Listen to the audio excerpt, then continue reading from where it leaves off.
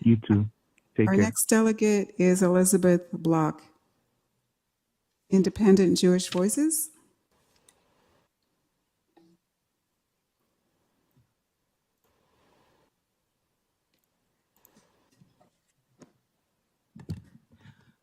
Yes, I'm a member of Independent Jewish Voices.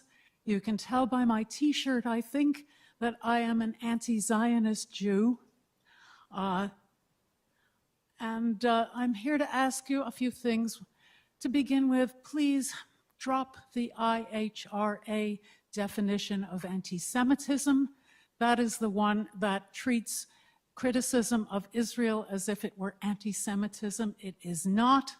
No matter what the definition says, no matter what Israel and its supporters say. And stop partnering with B'nai B'rith and the Wiesenthal Center and CJA and the UJA. They say they represent all Canadian Jews. They do not. They certainly don't represent me. They used to be, some of them used to be civil liberties organizations. They aren't anymore. These days, they mostly just shill for Israel. They dump on Arabs, they dump on Muslims, and they certainly dump on Palestinians. And make it plain to teachers, Toronto teachers, that they are allowed to support Palestine without fear of losing their jobs. There are academics who have lost their jobs. There's at least one at the U of T for supporting Palestine. Would a Jewish teacher lose their job, be in danger of losing their job for supporting Israel? I don't think so. And Palestinians especially are likely to have family members in Gaza whom they are worried about or for whom they may be mourning. I have a friend who is a Palestinian activist, Robert Massoud. He's been doing it for like 20 years. He once told us that when he started his activism, his parents were afraid it would get them deported. They had been citizens for 40 years. Can you imagine a Jewish family having that kind of fear? I can't. Okay, I grew up in New York where it's no problem being Jewish. I still can't imagine it. And one last point. We started this afternoon with a land acknowledgement. I once wrote to Shlomo Sand, he teaches history at the Tel Aviv University, asking him how it would go over if he started his lectures in Israel with a land acknowledgement. Not well, he said. I hope someday, I probably won't live to see it, but I hope someday in Israel they will have land acknowledgements. Thank you so much for your delegation, Ms. Block. And I don't see any questions of clarification. We appreciate you coming and speaking with us this evening. The next delegate is Marylin Kanee, Independent Jewish Voices. Thank you. Thanks for the opportunity to speak today about the impact of the school system on Palestinian and Jewish students.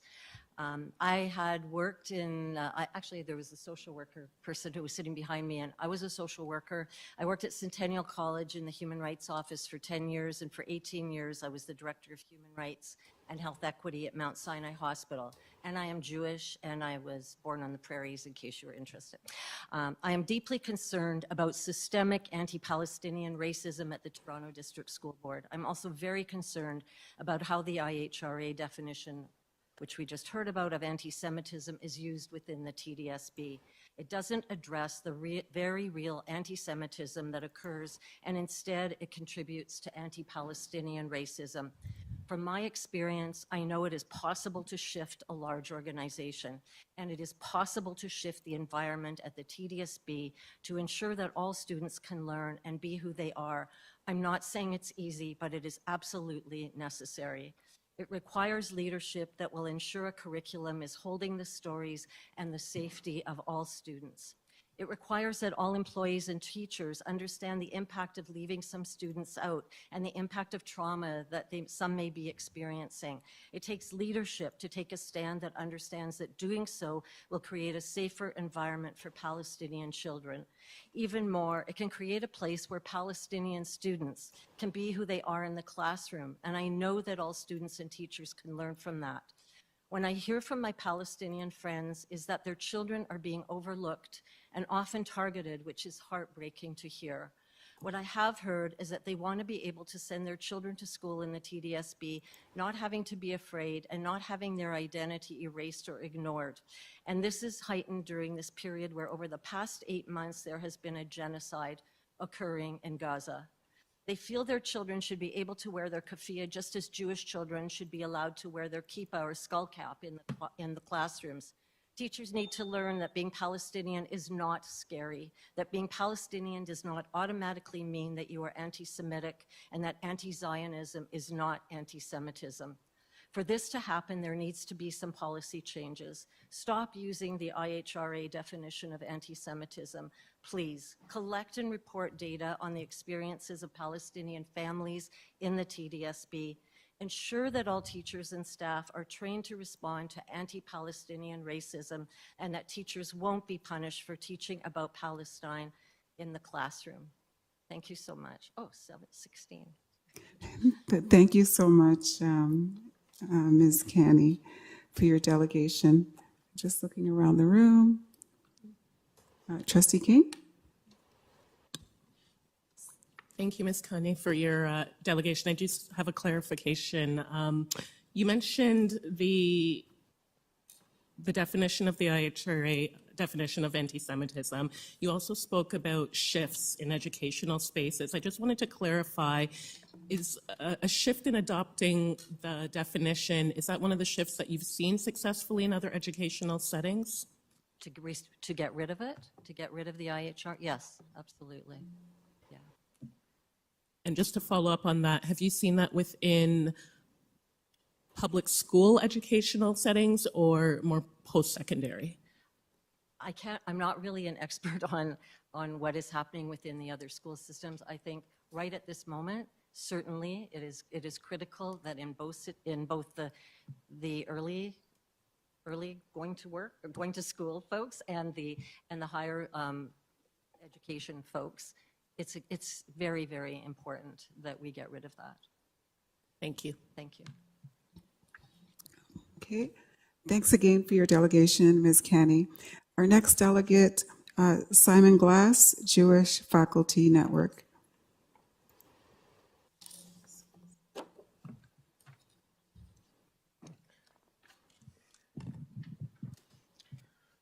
I'd like to start by thanking the chair and members of the committee for giving me this opportunity to address the Program and School Services Committee of the TDSB on the update of the Combating Hate and Racism Student Learning Strategy.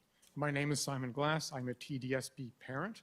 I'm a Jew. I'm a member of the Jewish Faculty Network, and I'm a professor at Oak Head University. In my own practice, I examine Jewish history of the 20th century, including the Holocaust, with references to Hebrew scripture, liturgy, and mysticism. I urge the committee to recognize that to speak against Zionism and the actions or ideologies of the State of Israel is not anti-Semitic. As you know, many Jewish people today oppose the actions of the State of Israel in its theft of land, long history of discrimination against Palestinians, and what has become understood as plausibly genocide. But Jewish opposition to Zionism has a history as long as Zionism itself. While Jewish people have themselves experienced discrimination, oppression, and genocide, I join other members of the Jewish community in asserting that never again means never again for anyone. The International Holocaust Remembrance Association's definition of anti-Semitism troublingly associates anti-Zionism with anti-Semitism. I urge the TDSB to disavow the IHRA's definition and to instead seek partnership with progressive community groups such as Toronto Jewish Families and Toronto Palestinian Families to develop definitions and policies for moving forward and that build equity and social justice for all. I appreciate that Palestinian racism is now named in the TDSB Combating Hate and Racism Strategy. I would urge you to include anti-Palestinian racism in the board's equity policy as well, to ensure that the strategy is well supported by the policy. As well, the board should publicly affirm that TDSB staff and students will be free to support Palestinian human rights and criticize the state of Israel. It is not anti-Semitic to do so. The silence of the TDSB in the face of the horrors that are being committed in Gaza and have been ongoing, especially in the last 8 months, has done immeasurable harm to Palestinians and their families. The TDSB needs to acknowledge this. Please recognize that, as with Black Lives Matter, Truth and Reconciliation, and other equity-seeking movements, an understanding of history is central to combating racism. I urge you to teach our children Palestinian history, including the Nakba of 1948, in which around 750,000 Palestinian Arabs were forced from their homes and around 15,000 killed. The other night, knowing that I was about to make this delegation, my 8-year-old daughter, now in grade 2, asked me, "So could I expect to learn about Palestinian history at school in the future?" I hope to be able to answer in the affirmative soon. I thank you very much for your attention. Thank you for your delegation, Mr. Glass. Just looking around the room. Thank you for your delegation. Have a great evening. Thank you. Our next delegate, Zoe Wool, online. Hello? Hello? Just speak up. We need you to speak a bit louder. You have 3 minutes, and you'll get a buzzer when you have 1 minute left. Great. Thank you very much. I'm sorry I can't be there in person. I'm a Jewish parent of a Jewish grade 4 TDSB student, and very much like our brave first student delegate tonight, I'm deeply concerned about anti-Semitism. And it's because of this that I want to thank you for amending the Combating Hate and Anti-Racism framework to include anti-Palestinian racism. And this might seem counterintuitive, especially in the wake of anti-Semitism hearings at the federal government that foregrounded the IHRA definition of anti-Semitism, which we've just heard a lot about. So let me explain. Recently, my partner was volunteering at our kids' school when a student came in from recess and enthusiastically declared that they had been playing Jews and Nazis in the schoolyard. In my shock and distress, I knew that there was no safe resource for me to turn to within the TDSB because the existing anti-Semitism resources teach that criticism of Israel is anti-Semitic, and in doing so, they undermine my family's Jewish values, and they do not keep my kids safe. Amid the cherished diversity of Jewish voices, there is a long and vibrant tradition of Jewish solidarity with marginalized groups, including Palestinians. This predates the state of Israel. It was true during the Nakba, as we just heard, and it has been true ever since. And this is the tradition of Judaism that many of us follow and in which I am raising my kid. Including anti-Palestinian racism within the TDSB's anti-hate framework is essential. It can help us understand, for example, why Palestinian history and cultural symbols such as the keffiyeh are not inherently anti-Semitic, even if they may make some Jews uncomfortable. Anti-Palestinian racism needs to be named and addressed, and any anti-hate framework is incomplete without it, just as it would be incomplete without anti-Semitism. Including the anti-Palestinian racism within these frameworks also makes it clear how absurd and indeed how dangerous the IHRA definition of anti-Semitism is. Adopting that definition means that Palestinians or anyone who criticizes Israel's violent displacement of Palestinians is anti-Semitic. My own Jewish kid who follows our Jewish values by proudly wearing a homemade ceasefire t-shirt to school would be labeled by the TDSB as anti-Semitic. When kids are on the schoolyard playing Jews and Nazis, I agree with the first delegate that we desperately need anti-Semitism resources, but we need them to be resources that will not vilify Palestinians. We need them to be resources that will not undermine Jewish traditions of social justice. We need resources that name anti-Semitism as a strategy of white supremacy and not false definitions that hinge on political support for the state of Israel. including anti-Palestinian racism within the TDSB strategy, Ms. Wu, alongside my anti-Semitism, apologies, Ms. Wu. Your means time has rejecting expired. a definition of anti-Semitism that denies the diversity of Jewish voices. I love your determination. Thank you so much for your delegation. I'm just looking around the room. Again, thank you for your delegation, Ms. Wool. Have a good evening. Thank you. Our next delegate, B.H. Yael, artist and professor, OCAD University. Thank you for the opportunity to delegate. My name is B.H. Yael. I am an artist, filmmaker, and professor at OCAD University. I'm an Israeli-born Canadian, my parents from Jewish communities in Iraq and Poland. My work over more than 25 years has focused on these differing Mizrahi and Ashkenazi experiences, on Palestinian dispossession, and on Israel's aggression towards Palestinians. My video work has been about documenting Jewish and Israeli activists and scholars who attest to this history, as this racialized group does not speak with one voice. I am also a grandmother of 2 students at the TDSB. When I included a land acknowledgement at our Rosh Hashanah dinner a couple years ago, the oldest perked up and said, "We learned that at school." Our Canadian histories of Indigenous dispossession were reinforced in her consciousness at the TDSB. The youngest one commented to my son recently and confirmed with me that she feels uncomfortable when I mention Palestine. Is this expressed discomfort a result of overt or covert messaging that it's not okay to talk about Palestinian history, about current violence and violations in the region, or breaches of our most sacred human rights? Of course, my granddaughters, with family losses on both parental sides, know about the Jewish Holocaust and can talk about their histories at school, as many Jewish students can. What stories do they not hear? If my granddaughters do not hear about the Nakba, will they in fact learn racism and inherent anti-Palestinian racism from being at the TDSB? I teach at a university in which issues of representation are common currency.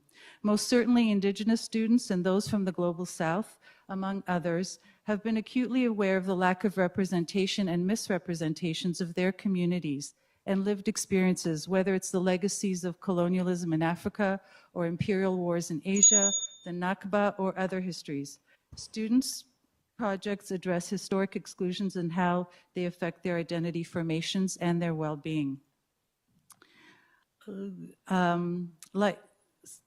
I have had students at OCAD admit to me that they were raised in Muslim cultures that had prejudicial representations of Jews, and when they met Jewish students or professors like me, they had to alter their perceptions. Likewise, Jewish students must be afforded the opportunity to hear Palestinian, Arab, and Muslim experiences and histories. Palestinians must hear their own histories as well. As such, we have to ask, and I reference Judith Butler, who asks, who counts as human? Whose lives count as lives? And finally, what makes for a grievable life? As such, we have to ask, whose lives count at the TDSB, and what stories are we allowed to tell? Obfuscation, avoidance, and silence does not produce informed students and engaged citizens. It is encouraging that anti-Palestinian racism is being recognized, and I urge you to include Nakba Day and training on anti-Palestinian racism in TDSB policy and action. Ms. Yael, my apologies. Your time has expired. Just looking around the room. No questions of clarification. If you haven't already done so, please share the written delegation so that we can all have an opportunity to read it. Okay, I'd be happy to do that. Thank you very much. Thanks again. Our next delegate, Amina Sherazee, Brock Public School.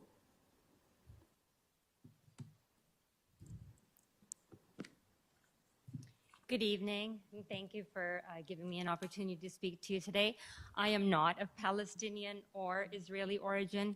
I am a TDSB parent. Please speak right into the microphone. Yeah. I'm very concerned about the rise of racism against students and teachers on the issue of Palestine and the historical bias against Palestine in our schools. I'm also a lawyer, and I'd like to go through the report that you have been asked to speak today and also reference some of the delegations that you heard on May 15th. I propose 4 solutions to achieve the objectives that are set out in your report. First, please add the definition of anti-Palestinian racism that's been referred to in today's report on numerous occasions on 3 pages. Currently, there is no definition. Please begin with adding that definition to your definition listed alphabetically to the TDSB website. Secondly, immediately implement the rooted curriculum that was created in 2002. It's high time that the objective, which is set out in your report at page 288 and 327, which is about students learn collectively about history the best. The only way to do that is to have the history of Palestine, which has been completely omitted from school curricula. The report's objective of shaping a more inclusive and understanding generation, which is at page 293, cannot be achieved until you have that history as part of the core curriculum. For example, in history, the plight of the Palestinian people is one of the greatest tragedies never taught. In geography, Palestine is invisible on the maps. Educators need resources and training to represent facts, statistics, and documents. Those will speak for themselves. Let the students have access to that so that they can have informed discussion and debate rather than labeling each other and using euphemisms. 3, please prevent the misuse or misappropriation of the term hate to silence, censor, and punish any criticism of the Israeli state policy and Palestinian perspectives. 4th, please know that you have a statutory duty and a legal obligation to address anti-Palestinian racism. The Education Act was amended in 1992 as part of the Ontario government's anti-racism initiative. All these initiatives and accompanying reports and lengthy lists of recommendations will mean little if they have limited influence on the actions of key decision makers. The brazen censorship, deplatforming, and discrimination by TDSB officials from the lowest to the highest levels must come to an end immediately, because screening students' academic work for political controversy has no place in democracy. It's a hallmark of fascism. Thank you. Ms. Sherazee, your time has expired. I'm just looking around the room. No questions of clarification. Thank you again for coming and delegating this evening. You're welcome. Our next delegate, Amina Sultan, Rawlinson Community School. Hello, sorry, can you hear me? Hello, my name is Amina Sultan, and I'm the mother of 3 Palestinian children at the TDSB. I want to start out today by thanking the board for naming anti-Palestinian racism in its policy plan. And while I'm thanking you, I'm also asking you to keep listening to us, even if the things we say are a little uncomfortable to hear. My husband and I teach our children to be proud of who they are. We're so fortunate in that our family gets to travel regularly to Palestine, where our large, bustling family lives, and our children absorb so much love, language, and culture. But also in Palestine, our children see up close the impact of military occupation and apartheid, as they're subjected to it when they're there, and their family is at all times. Since October of last year, our family has watched in horror as children in Gaza who look like our children are displaced, starved, maimed, orphaned, and killed. More than 15,000 children have been killed, and over 80% of all schools in Gaza have been damaged or destroyed. And our board has been silent. But worse, has contributed to a climate where our grieving and traumatized families are dehumanized and our experiences erased. I have 3 stories to share with you quickly. First, this year, we learned that our school's advisory council had invited the Friends of Simon Wiesenthal Center for anti-racism and later anti-Semitism training.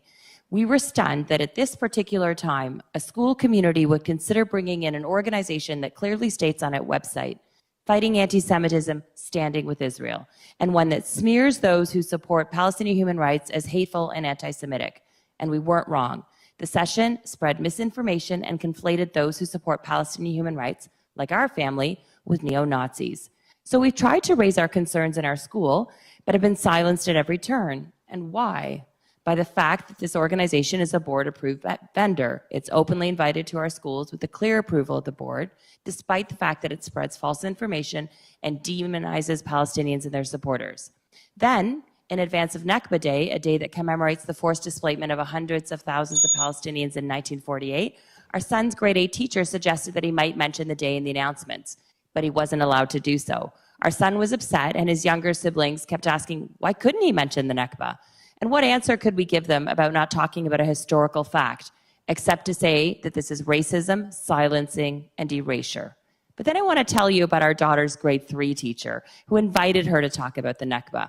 And that day, our 8-year-old spoke about this historical event that has deeply affected her family. She felt proud and heard, and full credit goes to her teacher for allowing her to talk about her lived experience. What I'm asking today is for the board to make meaningful its commitment to end all racism, including anti-Palestinian racism, to take concrete steps of ending partnerships with organizations that propagate this racism, to recognize Nakba Day, and openly allow and encourage learning and teaching about Palestine so that schools can be a place of openness and our families and children can truly be part of their schools and larger community. Thank you. Thank you for your delegation, Ms. Sultan. I'm just looking around the room. No questions of clarification. Thank you again for coming and delegating this evening. Our next delegate, Rabbi David Mivasair.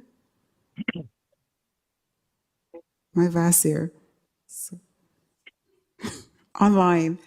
Yes. Are you in, you're online? Thank you very much. Thank you. You have 3 minutes. I trust that you can hear me. Yes, we can hear you. You have 3 minutes. I'm sorry, I didn't understand. You have 3 minutes to delegate. When there's 1 minute left, Perfect. You'll hear a chime. Perfect. Thank you very much. I appreciate the opportunity to speak with you and to share from some of my experience and my knowledge.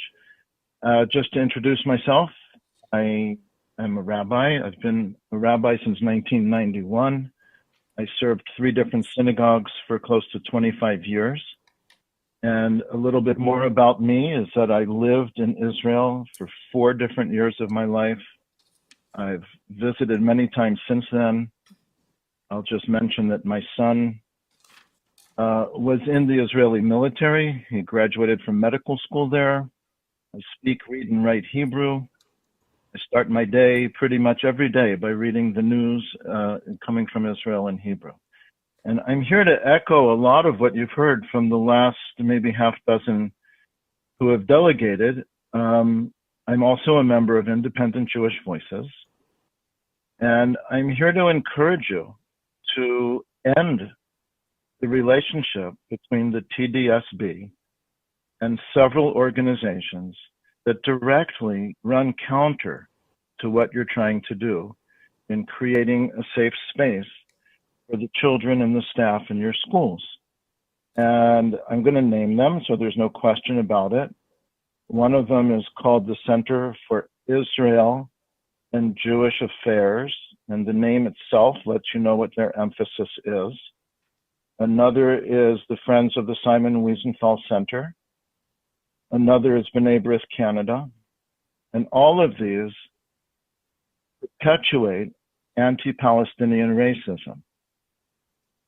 They come under the guise often of trying to stop antisemitism, but I think upon closer examination, you'll see what their real agenda is, and that is to promote support for Israel and for Zionism in Canada. And it doesn't make sense to give them access to our children in our schools. And I want to point to one thing that I don't think is widely known. On December 8th, the RCMP here in Ontario announced that it arrested on terrorism charges 2 members of a violent neo-Nazi organization called Atomwaffen here in Ontario. And none of those organizations have said a word about it. You can search their websites, look at their press releases. They've done nothing. They've never mentioned this real case of actual anti-Semitism.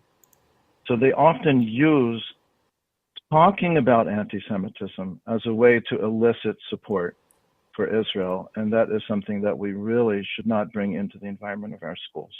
And I thank you very much for hearing me. Thank you so much for your delegation, Rabbi Mivasair. And if I mispronounce your name, please correct me. I'm just looking around the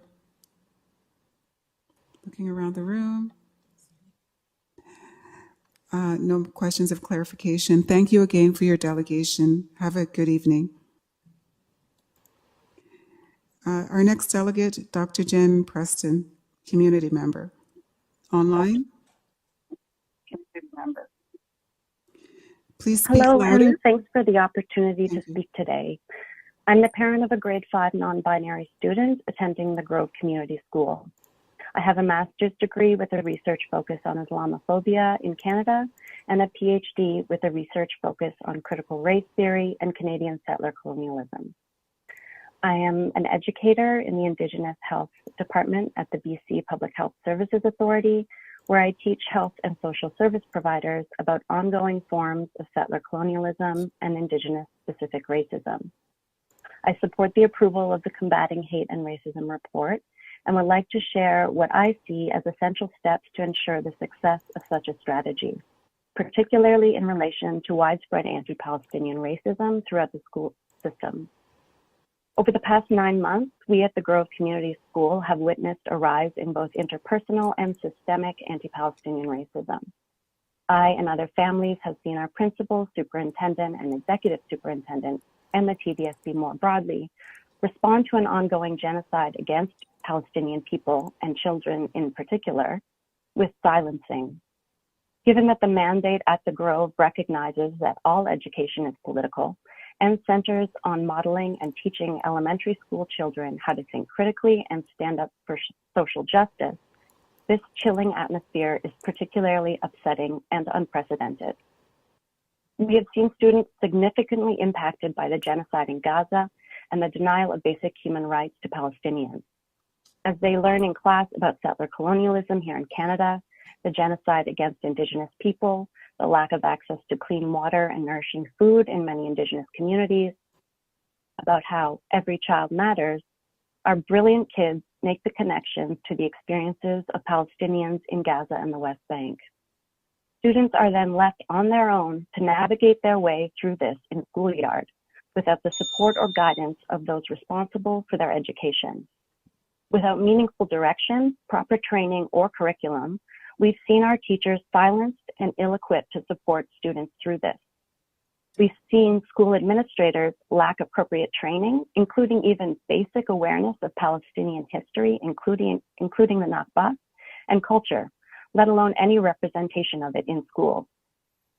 Basic awareness of anti-Palestinian racism as an issue, and a lack of how it manifests itself systemically. We have seen the failure of this education system to put its own anti-racism policies into practice to show our children through example that every child's life matters without exception. I share these experiences to stress the importance of policies that name forms of settler colonialism, racism, and genocide, and the importance of appropriate resourcing, training, curriculum development, and responsive systemic changes and updates, as several other delegates have discussed. Excuse me, So while I Dr. support Preston, the adoption of the your report, time has expired.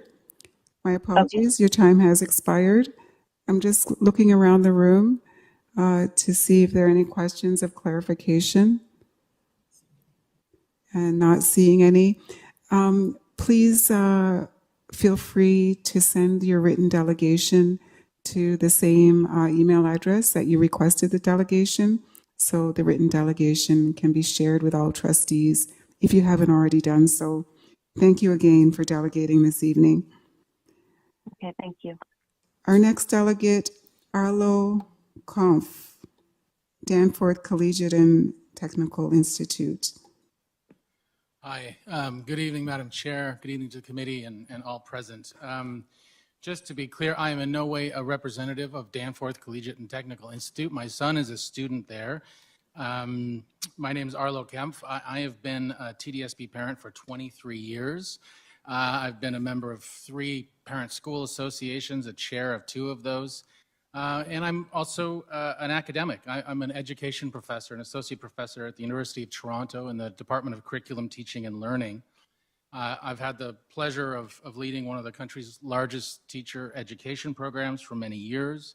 I've been researching race and education for a number of years, and I have the pleasure of editing a preeminent curriculum journal which focuses on issues of equity in education. And before that, I was a teacher in Toronto, a high school teacher for 7 years. So I come to this conversation with that background. Throughout all of this work and all of this time, my focus and engagement with education has been on attention to student engagement academically, holistically, and student well-being. So when I think about my work, whether it's as a volunteer or as a teacher or as a professor, I acknowledge that that work has inevitably been political. In my view, all teaching and education is indeed political. We sit here, in fact, with elected politicians charged with doing political work as we navigate education. So one of the great parts about doing political work in education is that we have a compass, we have a true north that we can look at, and that is student well-being and student engagement, be it academic or otherwise.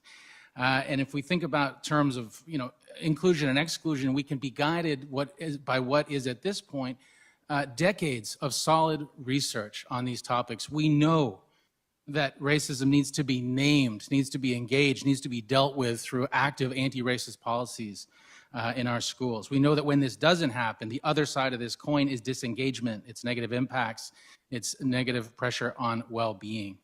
So if we think about the board's commitment to student success and student well-being and student experience in general, to me it is very clear that addressing anti-Palestinian racism, not simply naming it, but engaging in a fulsome address and redress of that topic, naming, saying, enacting, engaging in curriculum, enacting and engaging with the rooted curriculum that's been mentioned previously, and I believe at another delegation, is simply following the research. And to return to this claim that somehow schools are supposed to be places that are not political, we all know that there's no one in this room who in their heart of hearts believes schools are not in some way political. What is clearly political and problematically so is to ignore data and ignore research that has come across the country, from this province, from this fair city of ours, and from this very board, students from this very board.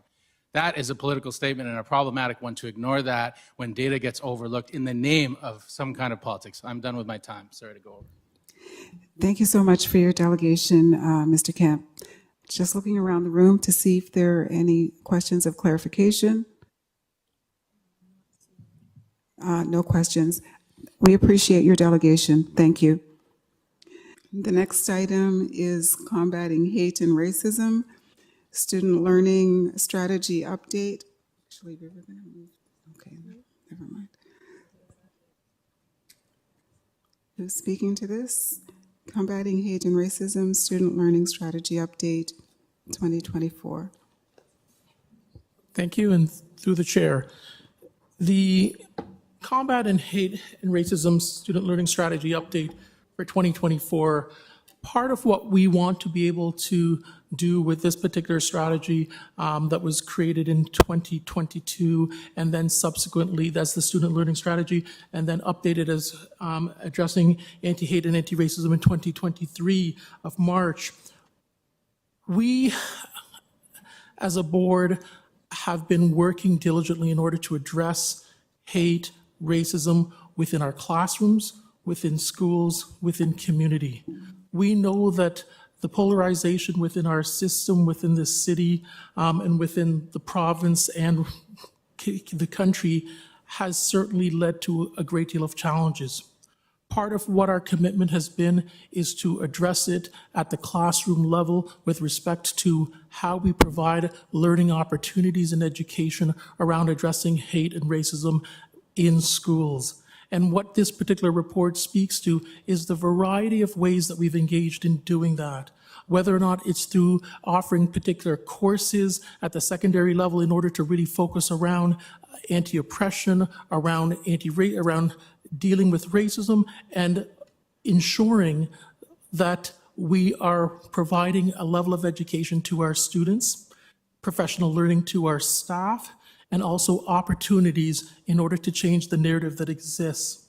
That being said, we also know that we take small steps in the right direction, but we also have a long way to go. But the work that's represented in this particular report represents a myriad of different areas that we have identified to focus on. Something as simple as partnerships, and we look at the data that outlines the number of partnerships that we've increased it from historically underrepresented groups, professional learning for our staff. They represent different steps in a direction, in order, and taken as a totality where we are moving forward. But we know that we also have a long way to go. And part of this report speaks to the steps we have taken, and even more importantly, the steps that we will be taking moving forward. I'm going to turn it over to System Superintendent Murray in order to speak to this report. Thank you. Good evening, everyone. There's a few voices that you're going to hear as we present around the work that we have done. Can I get to the next slide, please? So how we wanted to do was to begin by just setting up the context that, as oddly mentioned, there's many different departments as well of other departments and places in the district that supports this work. The work of addressing hate and racism in the TDSB doesn't only rely within the equity department, the Equity, Anti-Racism, Anti-Oppression Department, or the Urban Indigenous Center, or the Center of Excellence for Black Student Achievement, or the Human Rights Office. This work is a collaborative work that we engage in with roles, learning centers, schools, and partners. And so we're going to begin by hearing various different voices to present many of the components that rely within the strategy. So I'm going to send it to Dave Cameron first, and then we'll continue. Thanks, Karen. Next slide. So I just wanted to, you've seen versions of this from the student census. I wanted to start just by appreciating or describing the diversity we have in the board. Here's a variety of different data points to kind of try to ground what we're talking about with how many communities, how many language groups, how many cultures are we actually supporting and working through and have the honor of actually working with. You can see that almost 70% of the board is part of a racialized community or racialized group. 1.2% of the students identify as Indigenous. However, we know that that number is the self-identification of Indigenous communities and students is very difficult to get, and we suspect that's far underreported. A quarter of the students don't report any religion, but the main religions that were, or the majority of the students in terms of the main religions are Christianity, Islam or Muslim, and Hindu, with our Jewish population at 3.5% and our Buddhist population reported at 3.4%. And our Indigenous spirituality population, again, at 0.4%, with the caveats I just mentioned. And identification of disability is at 8%. Just a note here on disability, that's a self-identified disability, which would be different than IEPs and IPRCs and the diagnostic nature of the board. So this is one way to articulate the diversity we have in the board. Another way you might articulate it, next slide,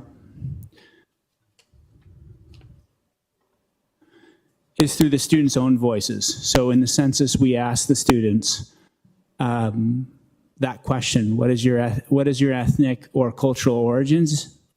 And that was a write-in box. All of the word all in there represents at least 5 or more students identifying as a part of that group. And it's one of my favorite data points. It's one of my favorite data slides. And you can get it on our student census report on the research department. I would invite you to spend more time than I can give it today to read through the wide array of ways that our students identify themselves. And if you think about that against the 8 categories I just mentioned, you get a sense of the complexity of the situation when we're talking about anti-hate and bias and racism in our board. And also the counterpoint to that, which I think I would like to always remind people, is how many knowledge systems are represented in that Wordle. And how incredible is it to tap into that in terms of responsive, relevant work in the board. So it's truly as a magnificent place to teach and learn. Next slide. When we're thinking about hate, racism, and bias, that's also is a fairly complicated story. You can see here on this slide that in 2023, 9 out of 10, almost 90% of the students reported feeling safe in schools. That's the vast majority of the board. That's almost everybody. That's the same since 2006, 2011, and 2017 census. So we do recognize, again, though, that, and you've seen 2 human rights HRO office incident reports from the portal already, so I won't go into that data, but there are more counts of that, and the proportions have shifted slightly, although we have concerns with the portal as a research tool itself. And finally, the incidences that we have, whether those are suspensions, human rights incidences, hate, bias, and racist incidences, are very much connected to the wider society and the local society. They're not just a school-based phenomenon at all. Okay. So we're going to move to the first section, which is around classroom instruction. And I wanted to have us just pay attention to what this section focuses on. So students learn collectively about historical and current day experiences of hate and racism, so they can recognize and develop the skills to confront them when they happen. So I'm going to send it over to you, Diana.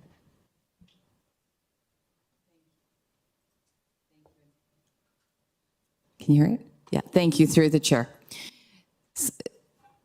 Next slide, please. Thank you. So the collective efforts of the classroom instruction component of the Combating Hate and Racism Student Learning Strategy have resulted in over 4,500 students enrolling in at least one of the courses aligned with the strategy this year. This is a significant achievement and is double the number of schools from last year. So it is a testament to the dedication and commitment of nearly every secondary school in the system, including our secondary alternative schools, including our congregated sites and our adult high schools that have offered at least one of the courses this school year. These courses, as Karen has spoken to, are not just about academic learning. They play a crucial role in affirming students' identities and equipping them with the knowledge and skills to combat racism, hate, and oppression in our school system. These courses are shaping a more inclusive and understanding generation by focusing on equity and human rights. And I'm going to turn it over to Carlo.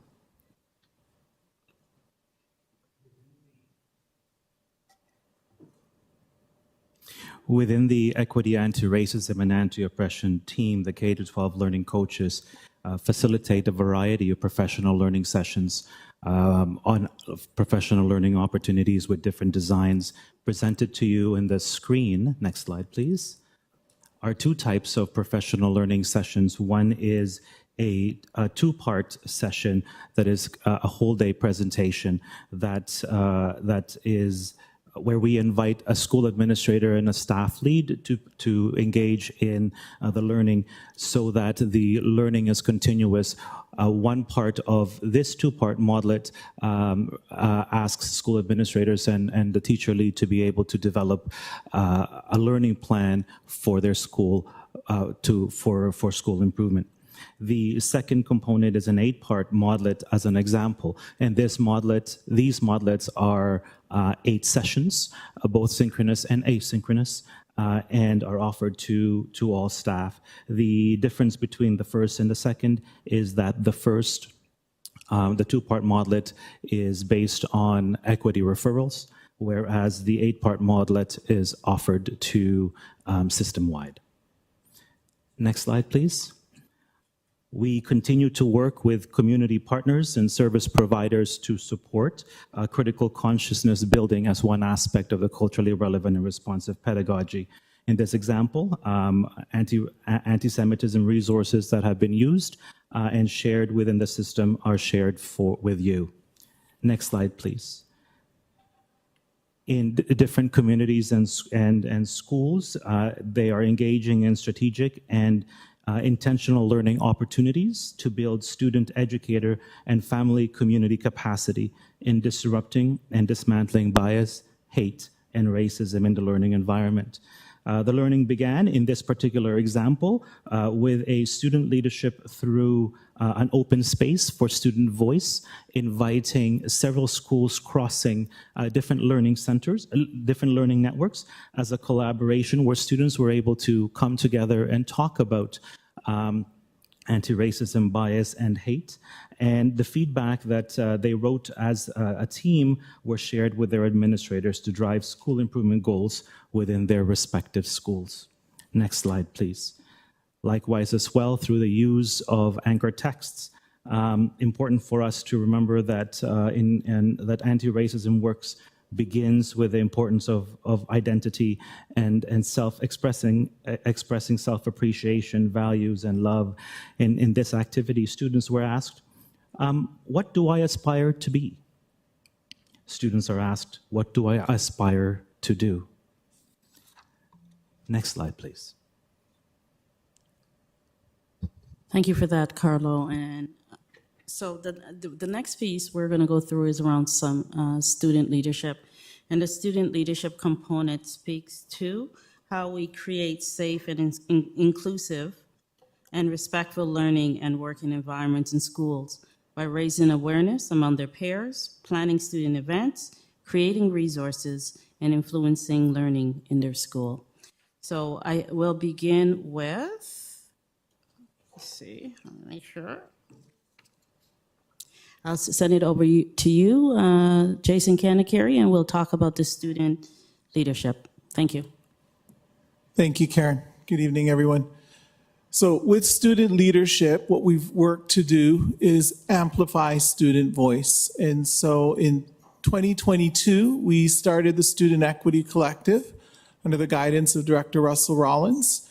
And the goal of the collective was to provide an opportunity for students across the district to come together to co-plan and collaborate, create resources to support learning of other students around how to address and combat hate and racism. The collective met a number of times. They focus on issues such as the amplification of hate in online spaces and ways to combat that. They did work around affirming their own identities through spoken word and sharing that. We had an amazing culmination of learning last June that many of you were able to attend. And the collective continued to work into this year and then stopped at the end of 2023. And we are going to be looking to have a new recruitment of students for the fall of 2024, and with many of the previous students serving as mentors for the new group that will be coming in. In the picture, if we can go to the next slide, please, Manshu, thank you. You can see the group of 3 students there, just some members of the Student Equity Collective doing some preparatory work for their June celebration of learning last year. And the other larger picture there is from our International Women's Day celebration this year. Been doing work around gender equity, and we had over 100 students come together, female identifying students, to learn about career opportunities in STEM, finance, and technology, and ways that they can battle against gender-based discrimination. Thank you. Next slide, please. Thank you. So the component on tools for response taking action speaks to how we provide students with the skills needed to identify an act of hate, bias, racism, and discrimination, and intervene with or on behalf of someone being attacked. Students are taught how to identify when and how to intervene when these situations occur. So I'll send it over to you, back to you again, Carlo. Next slide, please. In April of this year, over 1,000 students representing all 4 learning centers participated in both an in-person and virtual Envision. The Envision Conference is an annual gathering of 2S LGBTQIA+ students and allies. The focus of this year's conference was queer futurisms, centering trans kids and affirming and intersecting identities of Indigenous, Black, and racialized and marginalized 2S LGBTQIA+ communities. The Envision Conference had invited elementary and secondary students and their allies to honor and celebrate 2S LGBTQIA+ communities and students, as well as discuss issues faced across Ontario in addressing homophobia and transphobia. Next slide, please. A wide variety of student and developed and staff-facilitated affinity spaces have also been supported in our district. In 22-23 school year, data collection with superintendents were collected to identify the different groups that were running, the different affinity spaces that were running in schools, and these are just some of the pieces that were collected from that survey. Next slide, please. One of the things we're very proud of is the work we've done with educational partners. So the Educational Partnership for Learning component is about building partnerships with community agencies whose voices are often not heard to support extending learning opportunities in dismantling hate and racism. So Lily is here from the partnership office. I know she's online, and if we can allow her to begin sharing. Can we move to the next slide on her behalf? Lily, if you're able, can you please enter? Thanks so much, Karen. Can everyone hear me? Yes, we can. Yes, yes. Thank you so much. Through the chair, I'm pleased to speak about the work around educational partners, and these agencies and individuals are extending and enhancing the learning opportunities in the classroom to address the combating hate and racism strategy. This graph shows the improvements, some more than others, and I will reiterate Associate Director Salmon's statements that these are small steps. They are in the right direction, and we do have more steps to go. This does provide an overview of the different categories. Please note these keywords were chosen in 2022, and to keep consistent and to track the work to date, we're looking at that in comparison. So as you can see, there is an increase in almost every area. There have been some that have stayed static, but for the most part, there is improvements. Also to note that the partners have chosen the keywords to best represent and reflect their work here. And so some partners do intersect in terms of, for example, Asian and inclusion. Others would be hitting multiple keywords. But it is an overview for you and just for you to see the work that is happening.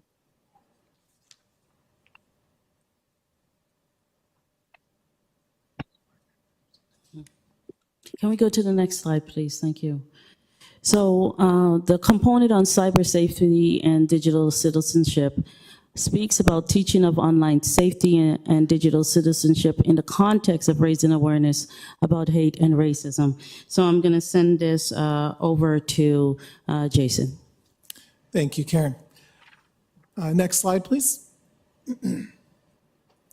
Very excited to share this one with folks here. So we had a facilitation of 5 educator and parent caregiver learning sessions on how artificial intelligence is being used to amplify hate and strategies to contest this. And so within this, we had over 900 parents and caregivers and 100 educators registered across the sessions. Primarily, these sessions were delivered through the Control F program with one of our educational partners, Civics.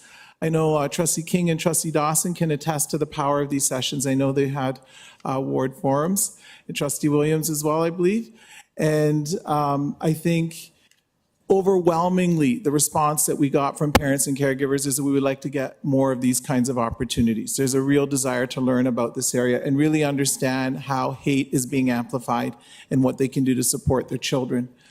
Additionally, we've been offering a different selection of curated resources, such as the My Voice is Louder Than Hate resource that's available to educators, and we offered a number of sessions for educator training across the district. We had over 200 educators participate in those sessions. Outside of the synchronous learning, there's asynchronous resources that staff have been able to access to support that work as well. Next slide, please.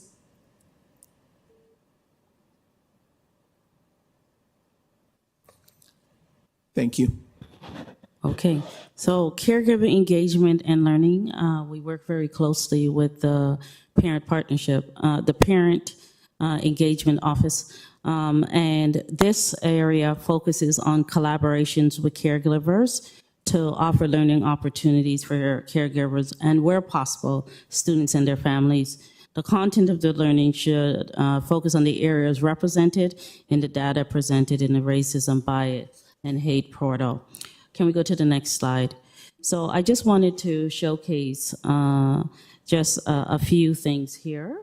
One is that the School Council Innovation Grant really helps us to emphasize initiatives at the school level on anti-oppression, equity, and inclusion. The parent conference that happens every year through the office, especially last year, which focused on Dr. Goldie Muhammad's work and focusing on parent and caregiver's role in unearthing joy, was very valuable. And as we shared in the presentation on the center, we were able to get Trey Anthony support us with Black Mental Health Weeks for Caregivers for breaking down barriers of mental health in Black communities. Next slide, please.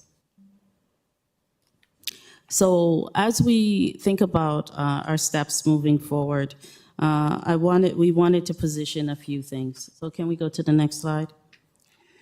We're going to need a motion, a mover and a seconder to extend. Trustee Chernos-Lynn, seconded by Trustee Shan. All in favor? Any opposed? Thank you. Are we good?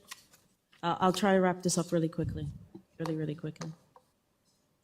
So one of the things we're doing is we're going to celebrate student classroom learning as we have something called Learning in Action, and it's an opportunity to highlight how TDSB students and staff have been engaging in teaching and learning and embedding equity, anti-racism, and anti-oppression in the curriculum.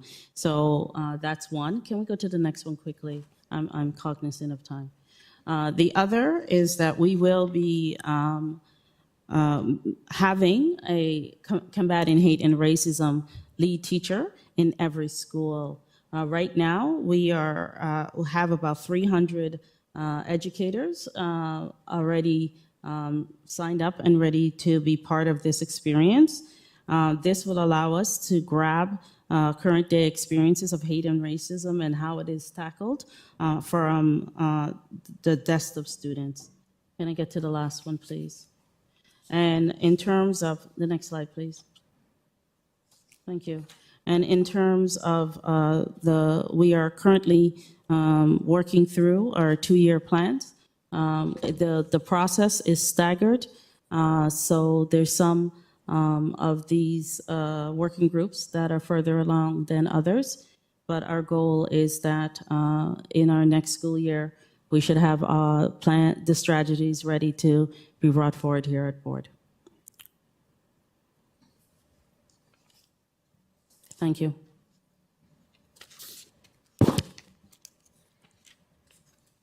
Thank you for that report. And I think we're going to the speakers list at this point. Trustee Shan. Thank you very much, Madam Chair. I might have to go on to this list a couple of times, but I'll start. I want to start off by thanking the staff that have done the work. This is difficult work, particularly in the current context of misunderstandings around this work, but also lack of resources and the increasing amount of workload that we've seen with hate and discrimination and racism. So thank you very much for all of your work. My questions are not indicative of the fact that we are not doing enough with the resources we have. It is more indicative of the fact that we need to do more as a system. So I don't want to, I don't want any staff to think that this is a reflection, my comments are any reflection of their work, but in fact, what we as collectively are doing. Because, you know, there is always, I always say there is a force that would tell us that this is way too much of this kind of work. We need to cut back, we need to slow down, and we need to, you know, quote unquote, go back to the basics. And then there are folks that want to see more leveling of our playing field. And so thank you very much for all of your work. I want to start off maybe with partnerships. We have had, and I have raised this earlier as well with number of staff as well. And again, not necessarily to be critical of any particular staff or department, but South Asians constitute about 20% of the population. And I've gone through the list of the 400, and I see serious underrepresentation. Muslim community constitutes about 18% of the population. And if you Google up all of the partnership, not Google up, search all the partners. And I went through even one by one, because it's not a lot, it's 400 partners. There aren't as many partners that would identify as either exclusively or even partly supporting Muslim community-related things. So there is glaring absence of South Asian partnerships. You know, combine those two, it's a significant population. Scarborough-based partnership thing. I know we did quite a bit of work to increase it, and that's great news, but what's the plan to continue to work on targeted ways of doing this? I personally, as a trustee, I'm going to commit to a certain number of partnership applications, because I don't review it. I don't get to say, but I can support a process of reaching out to organizations and getting a certain number of people in as partners, applicants, and it's a process that trustees shouldn't be interfering afterwards. But I do think that it's important to have the support at the back end, to have the resources and the readiness and the willingness within the department to start with that. So that's my first strand of questions around partnership. So thank you, and through the chair, I think when we look at data at any point in time, the data represents a snapshot of where we are today. Part of, if we were to take this same snapshot a year ago, we would see a different picture. And part of where we're trying to move towards is being able to be more representative or reflective of the various community groups with respect to this area. So I'll ask Lily Cito to speak to the plan moving forward. Lily, if you can enter at this time, thank you. Absolutely, Associate Director Salmon, thank you. And through the chair, thank you, Trustee Shan, for the question. The reality too is that our office, with myself as the only permanent staff of the Educational Partnership Office for 2 years, it has been limited in terms of being able to work. I have to share that the compassion of the senior team and understanding the restrictions and just the limitations, they've been kind and supportive in this kind of moment in transition. Happy to say that I do now have a full team complement. We've had a recent merger, and so we do now have the staff to do more outreach. So in terms of plans, one is more feedback with departments, receiving inputs from departments, as well as schools and administrators in terms of what types of partnerships are working. And as you saw, definitely an increase of outreach events and community events. One we did a couple weeks ago, which we hope to mirror and also expand in the following year, for sure. Thank you very much. I'm very aware of the work that's being done with the limited resources by the staff, but I think it's also a question for us as a board to start looking at what might be necessary, because this is an investment of time. You know, if we can get these partners, because we often say that we cannot be everything to everybody in the in the society, and schools have to complement a lot of the cuts with community support that's available. And a lot of the time, these support come in with very limited expectation from us, and so it has to be vetted, it has to be credible, it has to have all the things that protect our children from unsafe conditions, but it also could be a very good complement to the kind of needs that we are seeing in our schools. So I would like to keep that thought process going. I think I'll get to my second line of questions on this topic, and then I'll get back on the list, is around employment equity. I know one of the pieces of the puzzle is employment equity, from what I saw, and we had a conversation with employment equity related conversation in the policy review. I wanted to ask, through you, Madam Chair, to staff, what is the interaction between this department and people and culture around hiring, retention, support, mentorship, or whatever may be necessary, in addition to professional development, which we saw an amazing list of professional development offering, but what else is happening in a concerted, intentional way to make sure that our people and culture has the kind of lens and the knowledge and the breadth of expertise that is there in this particular work intersecting at the right time throughout their processes? Thank you so much for that question. Because of the fact that certainly in a previous iteration, employee services / people and culture was the area that I was in and had the benefit of being able to work through when PPM 165 came into play and the impact and what that represented as far as a fundamental change in approach to hiring with respect to underrepresented individuals and communities.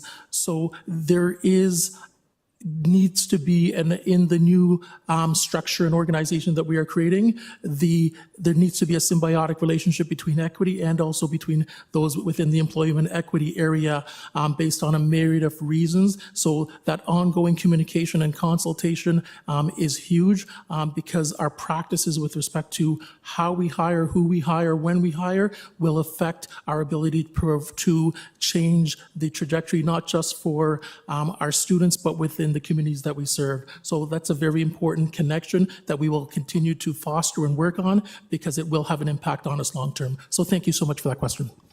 And if I could enter through you, Chair, just quickly, just to say that as people and culture is creating their various different groups, they have invited representation from not only the working group of combating hate, but from the equity department, so that there's someone with them side by side as they're engaging in many of the new directions they're taking.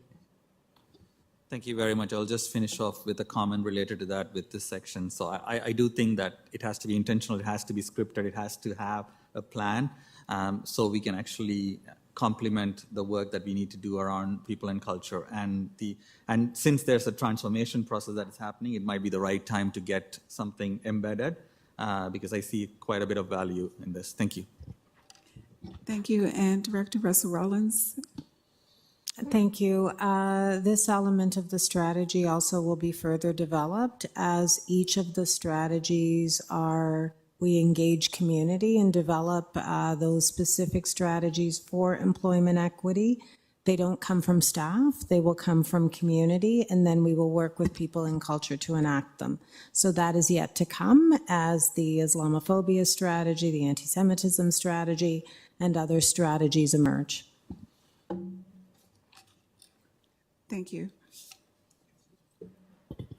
And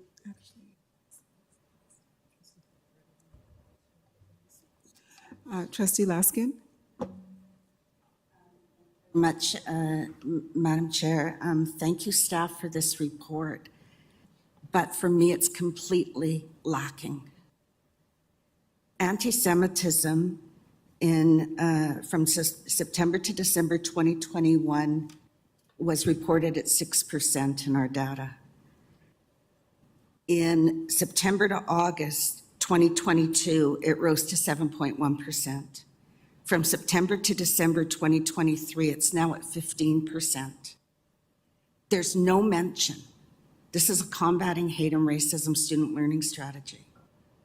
There's no acknowledgement of the rise in anti-Semitism.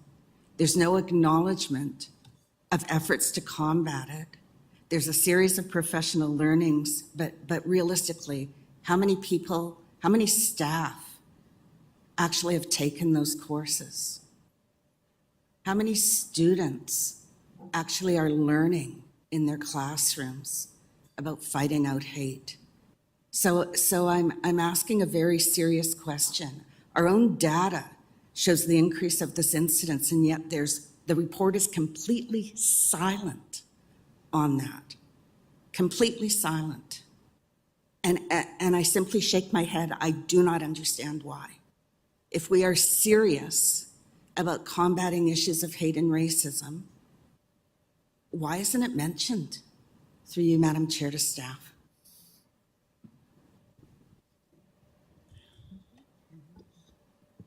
So thank you for that particular question.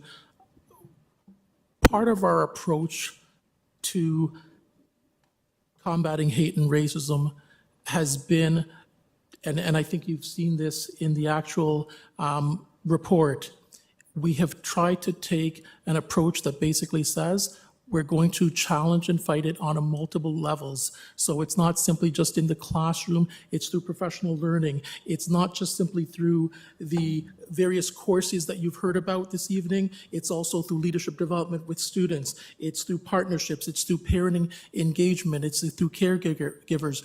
Because we also know that if we do not address this in a myriad of ways, when we have almost 241,000 students and 43,000 staff members, then we won't have the impact that we want. What you've outlined, Trustee Laskin, is very correct. Anti-Semitism is something that has increased within our board as it has within the city. And we are working with groups in order to provide education around it to our staff, in order to engage in conversations with our students, whether or not that's within the classroom setting or it's within affinity type spaces. It's important each and every action that we take in order to take a small step forward. We know that we have not taken the large leaps that many would want us to do, and we want to be able to get there, but sometimes we do have to take incremental steps. And I hear what you're saying, and I do hear the level of frustration, and we will continue as a group and as staff to work in order to address this issue as we have with others. We are literally 2 years into this strategy, and part of what we anticipate is that as each of the individual 2-year plans comes to fruition and identifies specific actions in each of those areas, including anti-Semitism, that it will represent a roadmap in order to move even further forward. That's part of what we've committed to doing, and that's what we will do. So thank you for the question. I'll turn it to my colleague if she has any further comments. I do. I do want to position that as we were creating the report, we knew also that 2 other reports were preceding. The RBH portal and the Human Rights Office report, amongst other, with the data. So we didn't lead with the data in that way. So I think that's one way I can respond to the question. But the other is the fact that we do have a course, and we do have courses that the work is happening in. We had about 480 students in 2021 and about 380 last year. And this year we had 635 students who are engaging in the course, the genocide course, that leads to some of that, this conversation. So I do want to say that it is something that we are tackling, and we understand that the report was not written in the way in which you felt that we needed to lead into the work. Thank you. Through you, Madam Chair, a follow-up. Students taking the genocide course truly is not an answer for dealing with the levels of anti-Semitism. You acknowledge in this report, you've acknowledged that you've added in anti-Palestinian racism because of you're being asked by the community. And that's fair. I'm not arguing that it doesn't exist. But the scope and scale of Jew hatred right now can't be ignored by the largest school board in Canada when our own data tells us. So I'm asking, this is a combating hate and racism strategy. Why was there no, I'm asking again through you, Madam Chair, why is there no acknowledgement of that level of hate that has to be addressed? And I know you mentioned professional learning courses. My understanding is on the 8-part Modlet, 3 Toronto District School Board staff took that course. 3. So we can offer as much professional learning as we want to when it's being boycotted by staff, or when there's a course being offered and the principals point to the Jewish staff to attend them for anti-Semitism. That's really not helping the system. So I'm just asking, when are we actually going to see some actual implementation pieces that acknowledge it exists even in our system? And then I know we're not there, and I know you're a small department, but we need expertise to tackle this, just as we've tackled anti-Black racism. Anti-Black racism numbers are stable. They're still large, don't get me wrong, but they're stable. They haven't risen exponentially. No other level of hate in our system has risen exponentially. From the statistics going back to the first report in December of 2021, up until that data was provided to us in February. So I don't need to belabor it anymore, but I'm just saying that there really is very little evidence that we're taking this seriously. And I think we need to. I think our students and our staff are demanding us to.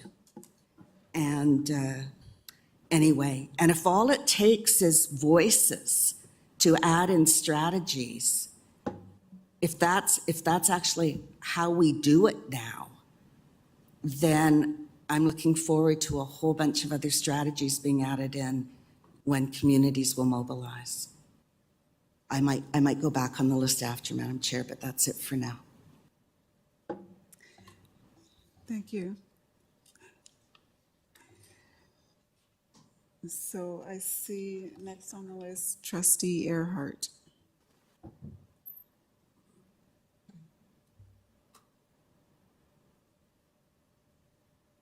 Trustee Ehrhardt, are you there? Thank you. Hi. Hi, can you hear me okay? Yes, we can. Hi, thanks very much. I'll be brief, and thank you to Trustee Laskin. I do want to offer feedback that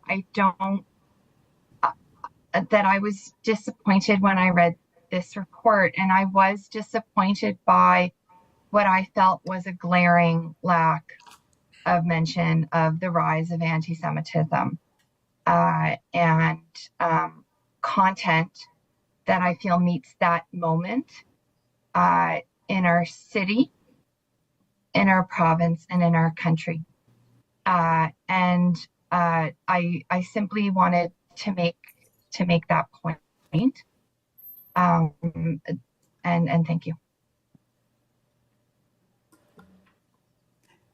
Thank you, Trustee Ehrhardt. Trustee Dawson.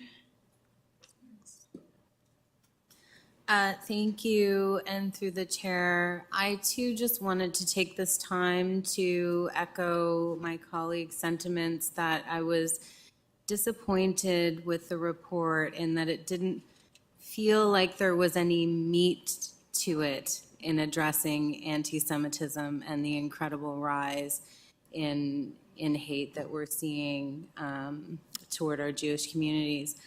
I was pleased with the inclusion of anti-Palestinian racism. I do think particularly, I have heard from my communities that it is a problem. And, the list of isms that we're exploring are valid. I just feel like the lack of acknowledgement here was glaringly obvious to me. And just in picking up on something Trustee Laskin commented, with this Appendix B, there's a professional learning menu.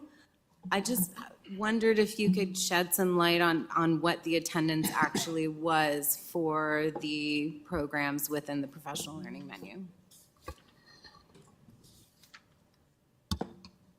Through you, Chair, we don't have the number specifics for each and every one of the professional learning that was taking.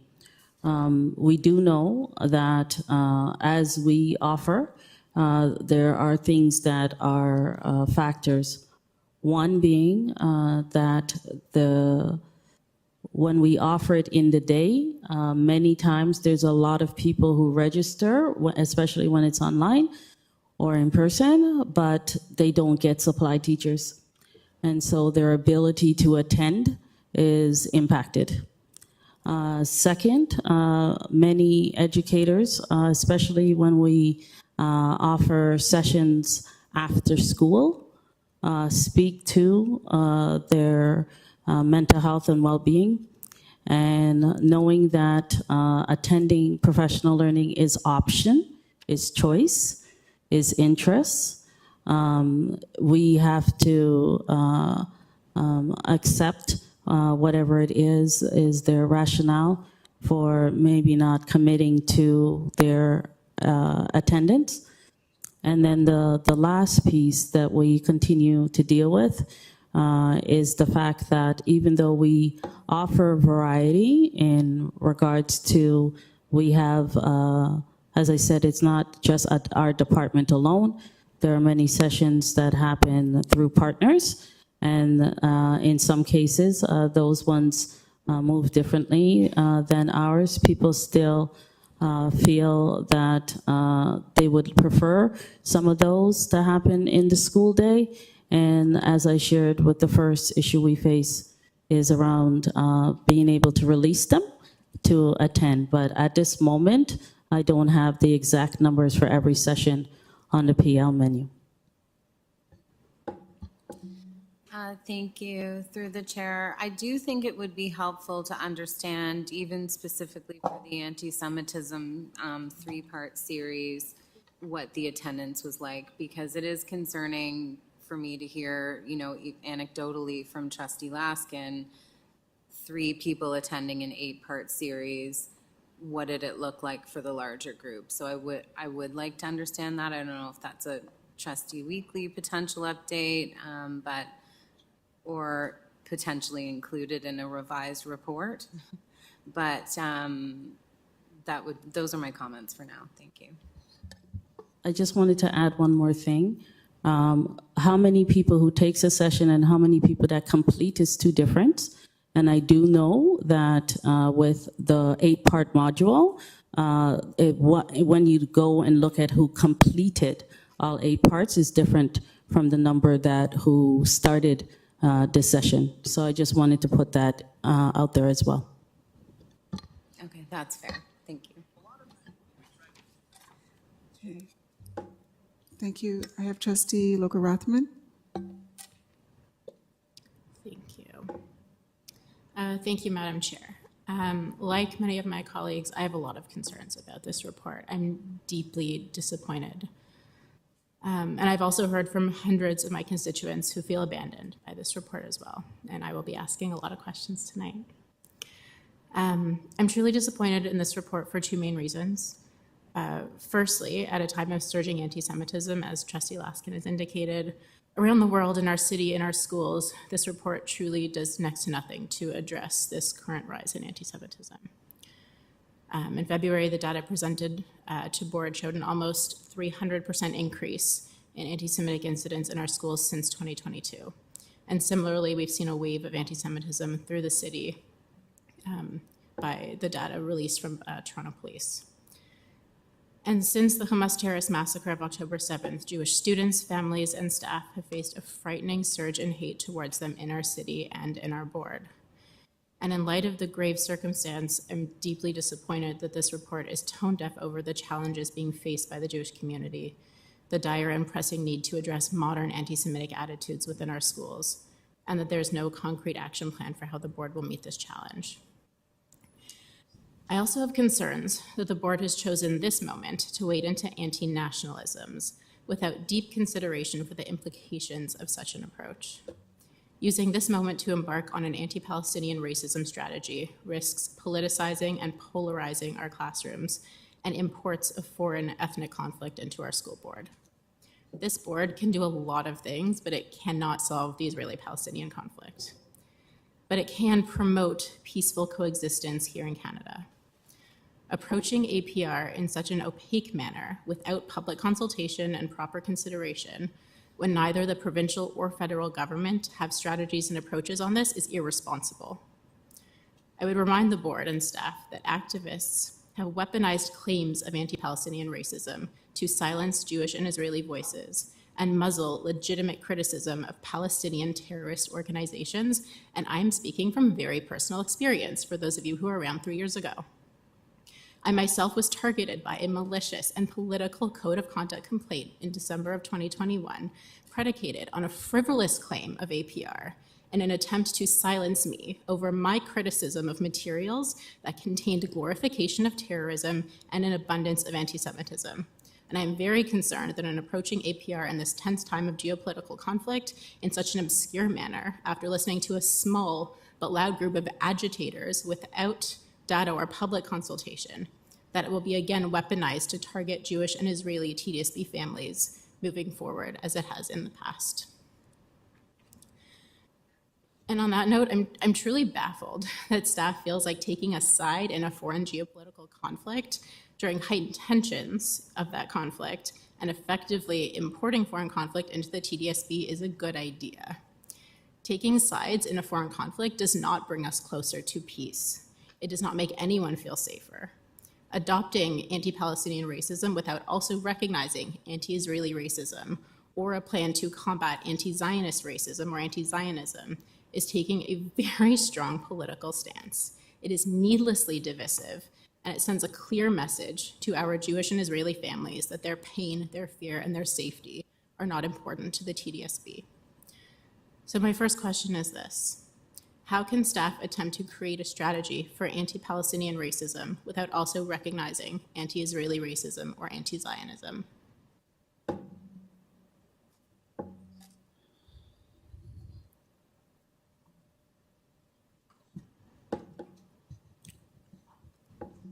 First, I wanted to set context that we respond to students, and it's not a political action. When students ask of us to be seen, we be responsive. So I just wanted to position that. How are we going to do this? We are just in the initial phases. Just in the initial phases. And what does that mean? That means that we have consultation. That means all the things that you mentioned about asking questions, we have to do. But it was important that we share that what students have brought forward as we talk about honoring students through the principles and the Code of Human Rights. So I just want to also be able to add, you made reference to thank you, through the chair. You made reference to the specific actions around anti-Semitism. And part of what we came to board with in March of 2023 was with the Combating Hate and Racism, or Anti-Hate, Anti-Racism report, was a statement that said we wanted to, over a period of 2 years, bring forward specific reports in each of the areas. The areas that we identified were anti-Semitism, Islamophobia, anti-Black racism, and others. And part of what has been happening has been these groups have been meeting in order to create exactly that particular strategy, in order to identify what are the key things that we need to have done and implemented within the TDSB, and then implementing those. So I hear, and I certainly appreciate what you've just outlined. Part of that is the work groups that have been created that are working at this point in time. They're engaging in consultations with, and to respond to another comment that was actually made, was part of the work groups was to understand that the TDSB does not have the level of expertise in order to be able to come forward with all of the answers, but partly we wanted to reach out to community. We wanted to involve community in the process, and that's what each of these two-year plans has been doing, is reaching out to specific community groups in order to say, help us, let's work together, let's partner in order to come up with a strategy around anti-Semitism, and then let's implement. Let's come up with a strategy with respect to Islamophobia, and then let's implement. That has been the approach, and I hear what you're saying, it hasn't been fast enough, and we continue to work at it. Time is definitely not on our side, and we know that people are being harmed in the process, but make no mistake about it. We are putting our best effort each and every day. Those individuals that you've heard from this evening, we are working in order to achieve that goal. I know we're not going as fast enough, but that is our commitment that we have made, and we will continue that work. Thank you. Thank you. At this point, I need to take care of a few housekeeping items. I need a motion, mover and a seconder, to extend the meeting for another half an hour. Trustee Chernos-Lynn and Trustee Dawson, all in favor? Any opposed? And that carries. Just a couple more housekeeping items before we proceed. We have our student trustee in the room.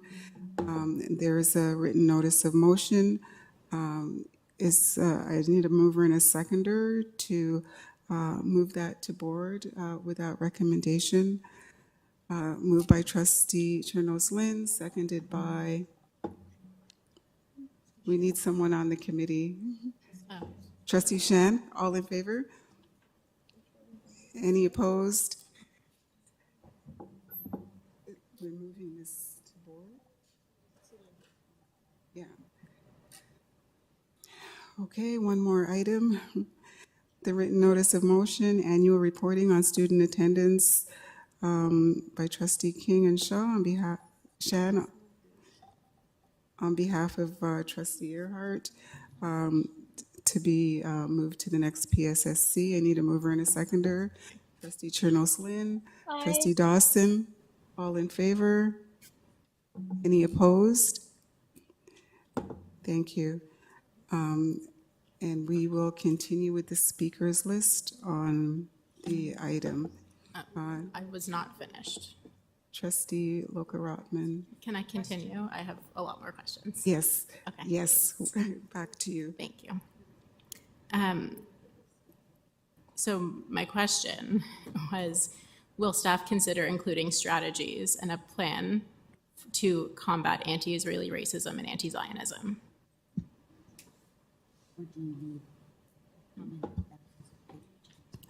I think what we will do, is we will meet with the groups to define, as we did when we brought forward the need from students for anti-Palestinian racism, and we will take it from there.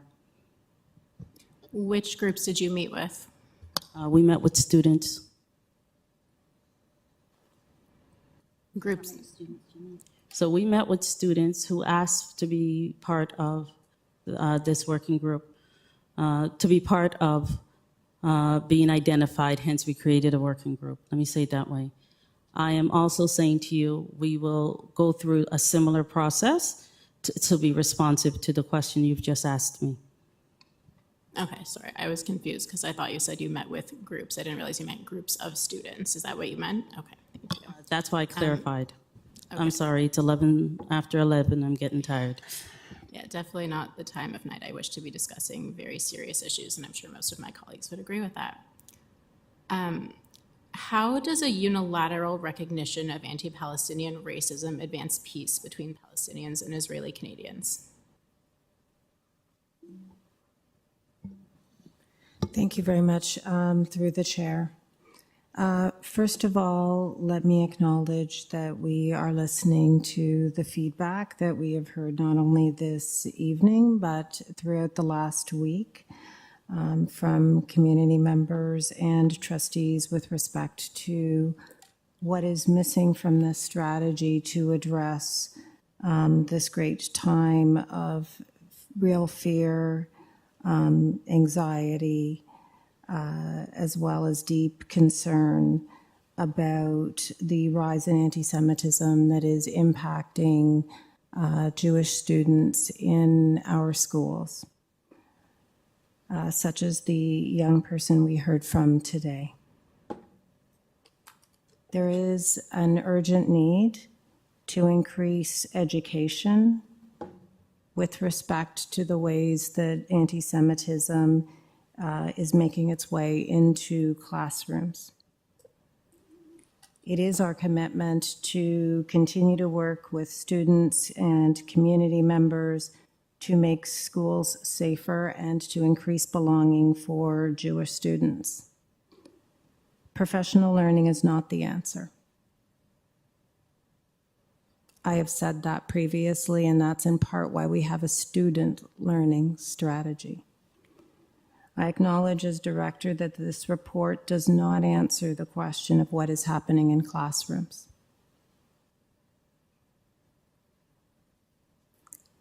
Next year, you will receive a report by family of schools with respect to actually what is happening on different elements of the combating hate and racism strategy at a family of schools level with classroom examples. I would urge you to accept nothing less.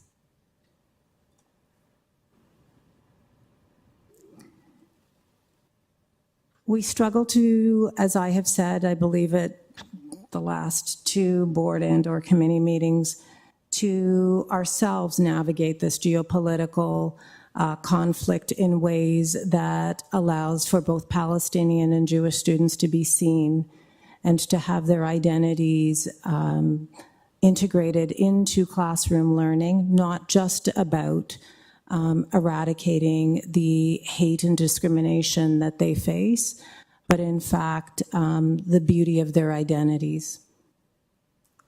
Perhaps we've chosen the wrong term. I don't know that. We have a lot to learn, and we're trying really hard to learn how best to describe the work that we are trying to do to also ensure that students who hold Palestinian identities have identities that are not erased, silenced, or minimized in our classrooms. It was not intended to be a political statement. It was intended to address the very real hurt that we know Palestinian students in our system are feeling. So as we do this work, I will say there is no perfection. We take feedback. We probably won't be able to come to consensus, but we will continue our sincere efforts to create spaces of belonging in our classrooms and in our schools where students have their needs addressed. So we will continue to listen. We are open to whatever resolutions that this board chooses to make to provide us with guidance about how to continue to achieve our commitments to all of our students under the Ontario Human Rights Code and our multi-year strategic plan. Thank you. I think the acknowledgement that I'm really looking for, and I definitely, what I'm hearing, what I'm understanding is that, you know, staff had good intentions in wanting to include this definition of APR. They were listening to their students. They wanted to include it.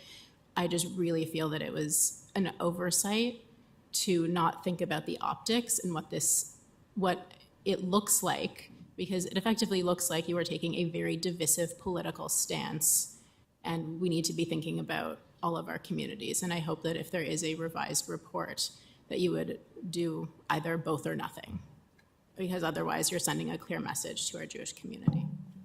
I have many more questions. Can I go back on the list, please? Thank you. Trustee King. Thank you, through you, Chair.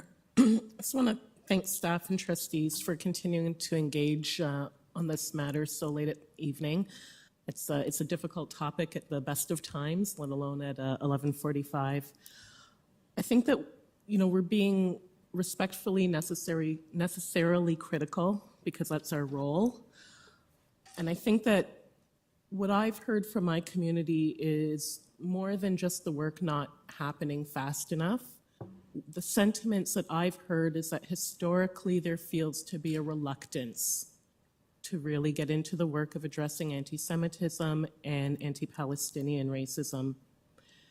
And I think what we're hearing from colleagues is that we really want to hear and see the sincerity in that work. We're hearing that response, and I think we're all eagerly going to be looking for the actions that follow. I feel like if we'd been doing this work earlier, I think we would have found ourselves in a slightly different position on October 7th. I think it undoubtedly still would have been extremely difficult, but I think we would have been positioned differently to handle some of the rollout and the impacts that we saw in student activities. We saw areas like fundraising, we saw areas like student safety and protests, we saw a lot of different areas that impact students affected. And we can't go back in hindsight, but I think that's what underscores the need to be courageous and intentional in this work. I don't think I'm saying anything different than anybody else has said, but I've heard the stories, and we heard some of them in delegations, and they came from my schools of students that felt like they were silenced or they were persuaded out of sharing those lived experiences and narratives. And it's just not okay to continue that way.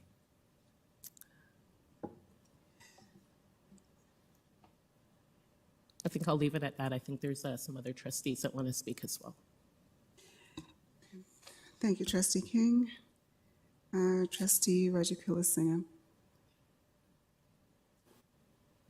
Thank you, through the chair. I was just reflecting on a few things during this report, but also on the previous report on the Center of Excellence for Black Student Achievement. And one thing that I was thinking of is how the strategy that was used for the Center of Black Student Achievement, how over the time it has really worked to increase belonging, but also really empower Black students and their voices. And we know how the severity of anti-Black racism, especially in a system that faces so many systemic barriers for experienced by Black and Indigenous students. And one thing that I've always thought of is that when Black women, queer Black folks, when they succeed, they also empower other racialized folks. And I've always felt that way, especially in spaces when I've worked with Black women in leadership positions. One thing that I can think of is, as a high school student, I never connected with feminism. But when I was introduced to the works of Angela Davis and Bell Hooks, that intersection of what it means to be of race, of gender, of class, I think it really opened my eyes to what feminism can look like. And I think, of course, I'd love to see more Tamil teachers and Tamil superintendents, but really when we work on increasing representation of racialized folks, I think we all succeed in that, and it shows that strategies work. And I'm also looking around at this table. We've had Black representation in trustees. We've had East Asian trustees, Muslim trustees, Jewish trustees, Tamil trustees. And I think all of our experiences with racism and oppression is linked because they all operate the same way. Before our Tamil genocide happened in 2009, at home, my father used the Holocaust to teach us about what happens when racism goes unchecked. And now we're seeing in this context where Tamil genocide is being used to say never again, especially in our time. So I joined colleagues because I know that ever since we established this strategy, it's been referred to so many times. So I understand the concern and even the disappointment that colleagues are feeling when this report is coming forward and it's not showing the information we wanted to see. But I'm also hearing what staff have to say, that a strategy needs time for this process to go through and allowing the strategy to do its work. I'm just keep reflecting on the many delegates, and we've been seeing, especially in the past month, like the number of delegates that have come forward, and it shows that there is something happening in our schools where students don't feel seen. They feel surveillance. They feel like they can't talk about their identity. And for me, that's not okay, and I know none of us stand for that. So I just have 3 questions for staff. The first is, hearing that this is going to be a 2-year strategy, is it possible for us to maybe set benchmarks that maybe colleagues could then look to see updates that they're looking for in regards to what's happening? I know the director talked about us getting an update by family of schools, which I think is really helpful. But are there benchmarks that are set in the strategy that we can then look to for more information about what's happening in our schools and how things have gotten better or are getting worse? Through you, Chair. I think the best way to answer that is when we meet as a collective group, those who are working or leading the various working groups, that is one of the things on our agenda. So we know that 2-year doesn't mean it's a 2-year plan. We just know that it's 2 years so we can start and then engage in measure and impact. But we haven't decided what in that first I would say tester would be in regards to how things are going, but it's something on our collective plan.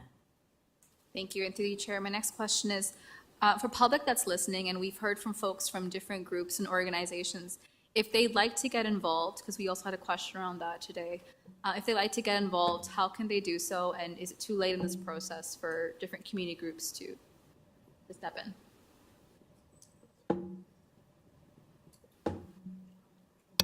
A question came. What the first thing we did is that we centered the community groups.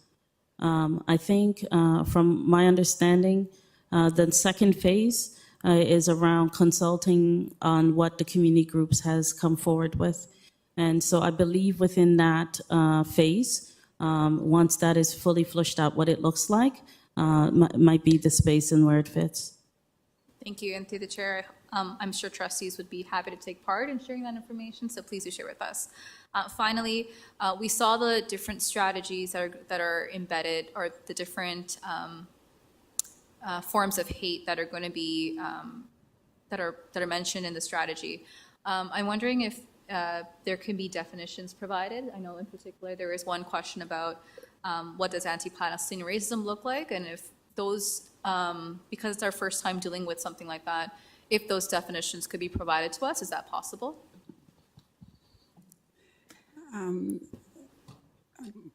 Director Russell Rollins. Thank you very much. Respectfully, definitions don't matter in classrooms.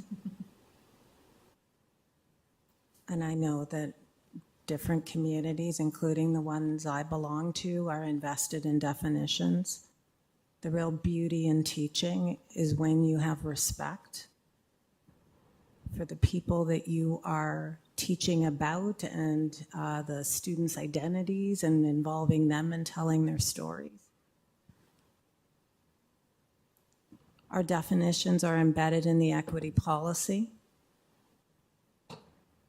I would suggest you open it up at a time when there is greater chance of getting to consensus, to expand and modernize those definitions.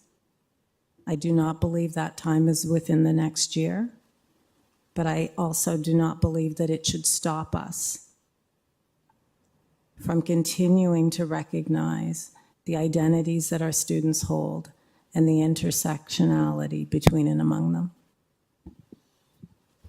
To the chair, I don't think I could have said that any more beautifully, so thank you, Director. Thank you. And we have Trustee Shan. Thank you, Madam Chair. I think it's important for us to respond to what is happening around us. And it is documented that anti-Semitism has been on the rise. It is also documented that anti-Palestinian racism has been on the rise. Islamophobia has been on the rise. We have to leave out the fear of the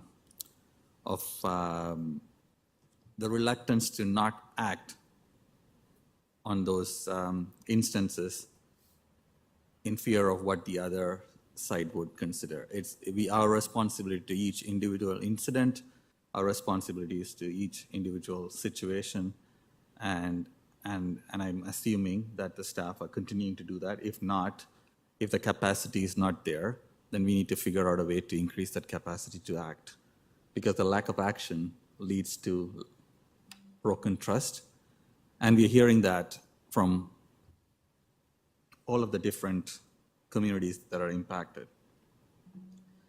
And I think that's why there was obviously an outcry around having anti-Palestinian racism named. And so I wanted to ask, through you, Madam Chair, from my understanding that anti-Palestinian racism related work started way before October, and there was some work being done, and the curriculum has been mentioned a few times. So I wanted to know when the board, the staff, started working on addressing anti-Palestinian racism within that framework.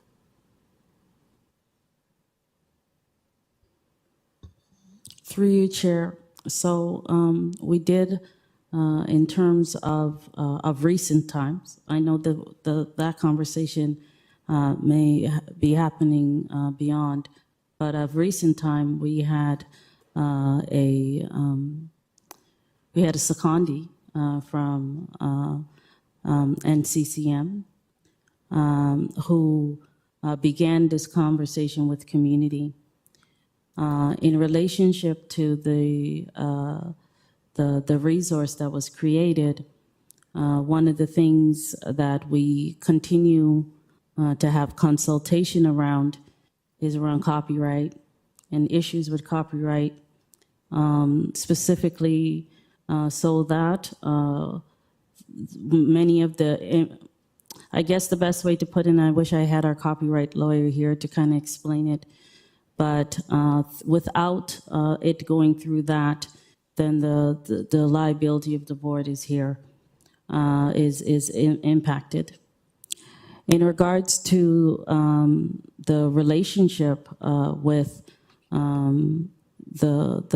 with NCCM, we continue to have that relationship, but the resource right now is in the hands of copyright. Okay, thank you. Through you, Madam Chair, going back to how we as a system are responding to incidents of anti-Semitism and incidents of anti-Palestinian racism or Islamophobic incident, do we feel that we have the capacity to act? If not, what would it take for us to have the capacity? And that's partly one of the reasons I knew from my experiences pushing for an Islamophobia-related strategy within this framework is that, how do we increase the capacity? And when it comes to anti-Semitism as well, is there a concerted effort to increase the when I say capacity, the knowledge, the resources, the amount of staff, all of those things? Is there any concerted effort to respond to the changing nature of what is the priority during a certain period of time? So thank you for the question. I'll begin, and I think the director would like to also speak on this. I think part of what we have to also acknowledge is that in so many ways, the work that we do around equity is work that is challenging and that has significant impact on those who do the work. And part of what we've part of why we've brought this report forward, and we've also had different representations of different groups of individuals, was to actually speak to the notion that this work is not simply being done by the equity department. It needs to be work that's done in a myriad of different places and spaces by different groups of individuals in order to have an impact. And so one of the things that we are looking at in order to build that capacity that you've actually talked about, because we do need to create a capacity. It can't fall to simply just the group that's in equity. And that's part of the reason why we've tried to expand out to these individual reps in every single school that will be a combating hate and racism type of teacher. It was one of the slides that we provided. And so part of our narrative is to actually have it land in classrooms by having champions within individual schools. Right now, we have approximately 300 teachers who have signed on to be reps for combating hate and racism. And what our goal is to get one rep in every single one of our schools, because we know we need more individuals to do the work who are willing to champion it at the classroom level in schools in order to try and make a difference and move it forward. That is an approach that we've just recently started in the last 2 months, because we suddenly started realizing and recognizing the number that we have wasn't going to be doing, it wasn't scratching enough of the surface. And so we're working on that. I'll go to Director Russell Rollins at this point in time. Thank you. Thank you. I'll try and be brief. In response to your question around what do we need in order to get it done, which is what I think I heard, we'll be in a better position to actually respond to that when the strategies are completed. The second point I'd like to make that I think is really significant is there is work being done every day across our system to address anti-Semitism in classrooms. It is not captured here this evening. I have seen it on school visits. That does not mean it's sufficient. We have to find a way to amplify that and to spread it across classrooms. The challenge that I will face as director and this team will face is that with 5 strategies times 10 lessons, that's 50 lessons in classrooms. We have to think about integration. We cannot let multiple strategies get in the way of actually affirming students' identities and learning about how to treat each other with dignity. So I don't want to overpromise.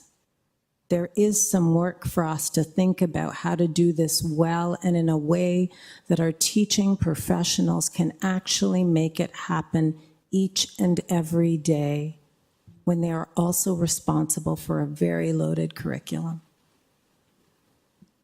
But that's what I think you're asking us to do. That is what we are committed to do. And as soon as we have a plan that has been created with community, we will let you know the resources that we need in order to make tangible improvements on what our students are experiencing every day. Thank you. I just have a few housekeeping items before we reach our limit of midnight. I need a mover and a seconder for the mental health and addiction strategy to be moved to the next PSSC, for the amendments to this special education plan to be moved to board without recommendation, and for the Caring and Safe Schools Annual Report 2022-2023 to be moved to the next PPC. I need a mover and a seconder. Moved by Trustee Chernos-Lynn, seconded by Trustee Dawson. All in favor? Aye. Any opposed? That carries. And we have 1 minute to midnight. This one too? We haven't done anything with this current report. To finish it, I'm just wondering if we could add that to the roster of things to move to PPC. No? Trustee, you were back on? No? I haven't. If not, if you're just moving it. Madam Chair, if you're just moving the motion, I could, if there's more speakers to come, then I'll use my time to ask questions. But if it's using the minute to move to close, then I'm okay to give my time. Okay. Wow. So So, If there's no speakers, then we can. well, there are more speakers, but Speakers? Okay. but it's Yeah, midnight. yeah, no, what I'm saying is if you want to move the motion to go to the board without recommendation. No, I'd like to provide notice of motion that it would go for consideration at PPC. Notice of motion is for what was originally business arising. It's business arising for today, but couldn't it go for consideration at PPC? So the report in front of us right now, combating hate and racism, is there a mover to Move it to PPC. To PPC. move it to PPC? Move it to the board. Continue. Is that what's being proposed? Director wants to speak. Oh, the director wants to speak. Just quickly, we will have to take some items off the PPC agenda in order to accommodate the reports that are being moved from this meeting to PPC. Madam Chair, if this item moves to the board, we can also be able to pull the item and add business arising, wouldn't we?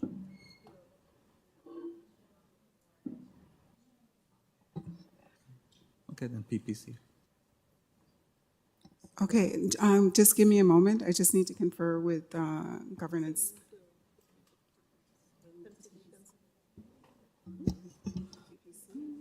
So is the motion to refer it to PPC? Is that what's being suggested?